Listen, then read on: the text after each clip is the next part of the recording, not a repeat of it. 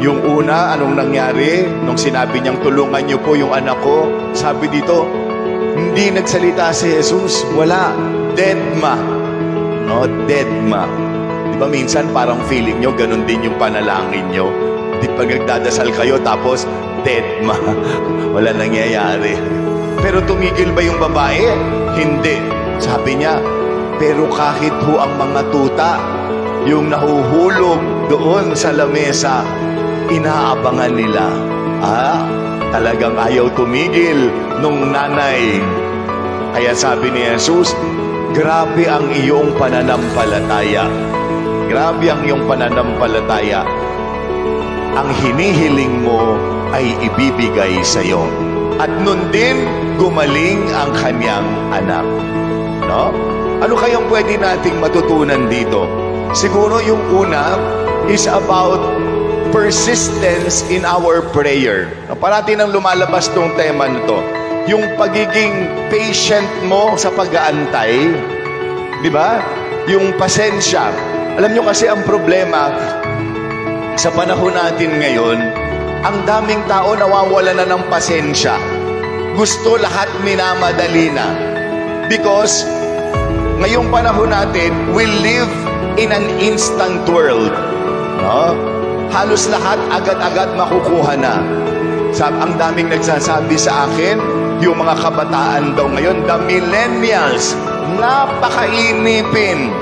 Pag hindi mo daw na-promote agad, lalayasan ka. Nasabi ko na to sa inyo. Sabi niya, alam mo, Father, kasi kami ng tita mo, kinasal ng panahon, no? Na ang mga sira, ginagawa ko. Ano ibig nyo sabihin? Halimbawa, Father, nasira electric pan namin. Hindi ko titigilan yan hanggat hindi gagana uli.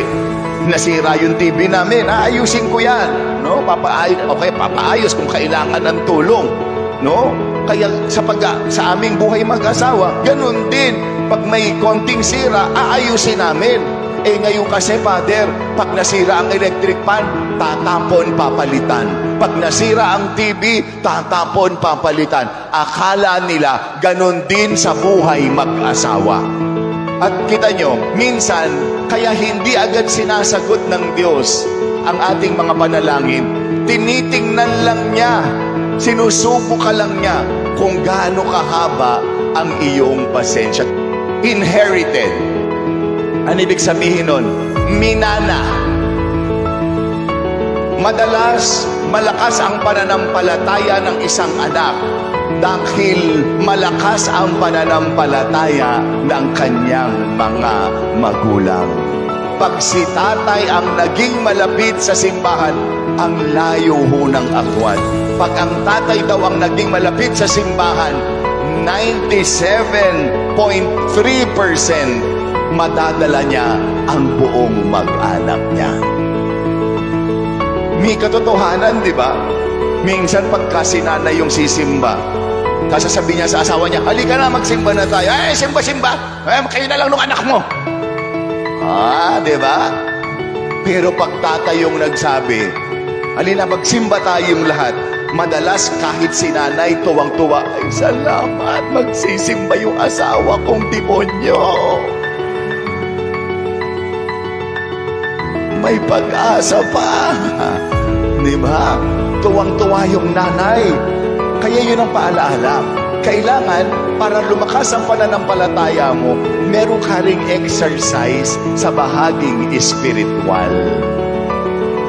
Ganon din ho sa atin. May mga mahina ang pananampalataya dahil kulang sa practice.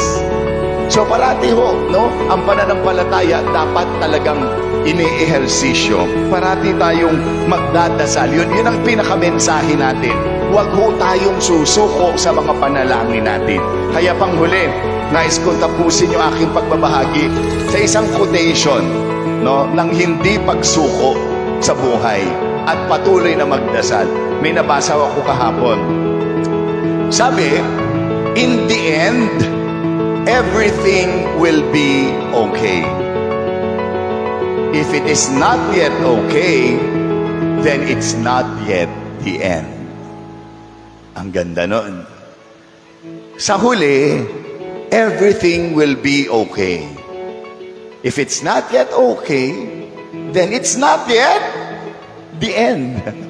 Ibig sabihin, may pag-asa pa. Tumawag ka lang sa Kanya. No? Kaya lang, Prof, doon tayo nagkukulang madalas. Sumusuko na tayo. Akala mo the end na. Hindi maging okay. Hindi maging okay. Hindi pa naman the end, di ba? Ako yung sinagot ng Panginoon yung panalangin ko nung agad-agad, di ba? Sinabi ko na yun sa inyo.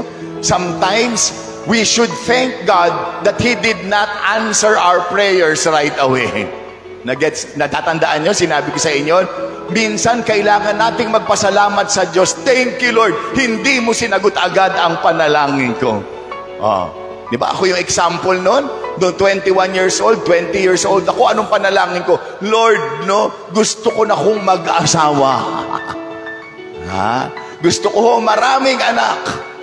Imagine niyo kung sinagot ni Lord yung buhay ko.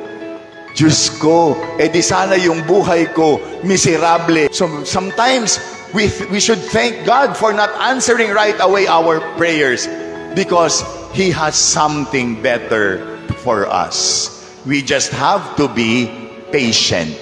Maging mapagpasensya, matutong mag-antay sa para sa'yo na ibibigay ng Panginoon.